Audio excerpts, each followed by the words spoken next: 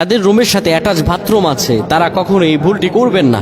Attach bathroom যাদের রুমের সঙ্গে রয়েছে, আপনার একটি ভুলের কারণে আপনার নামাজ রোজা কোনো কিছু আল্লাহর দরবার হয়তো কবুল হয়নি।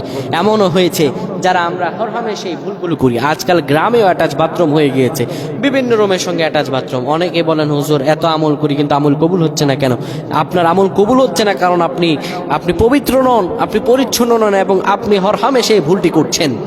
প্রিয় ভাইরা আমার, অ্যাটাচ বাথরুম যাদের ঘরের মধ্যে আছে, অনেকে দেখা যায় দরজা আমরা যে পরিষ্কার পরিচ্ছন্ন হই, অর্থাৎ বাথরুমের সঙ্গে টয়লেট থেকে আমরা ওয়াশরুম শেষ করে যখন আমরা বের হই তখন আমরা পাগুলো পরিপূর্ণভাবে ধুয়ে বের হই না। ছোট্ট বাচ্চা যাদের আছে দেখা যায় তারা অনেক সময় বাথরুমে ঢুকে যায় এবং হয়তো বা সেখানে যদি ময়লা থাকে সেই ময়লাটা নিয়ে আপনার এই যে ফ্লোর আছে সেই ফ্লোরে হাঁটাহাঁটি করে, আর সেই ফ্লোরের মধ্যে অনেকেই নামাজ আদায় করেন ভুলবশতভাবে, যায় নামাজ বিছান না, কিংবা খেল তামাশার মতো নিজের ইচ্ছা মতো পড়েন। কিন্তু শোনেন, আত-তাহারাতু শাতরুল ঈমান, রাসূল সাল্লাল্লাহু আলাইহি ওয়াসাল্লাম বলেন পবিত্রতা হচ্ছে ঈমানের অঙ্গ। যেখানে পবিত্রতা নাই সেখানে ঈমান ও আমল থাকতে পারে না। প্রিয় ভাইরা আমার, অ্যাটাচ বাথরুম যাদের ঘরের সঙ্গে আছে এই বিষয়টি সাবধান হয়ে থাকবেন।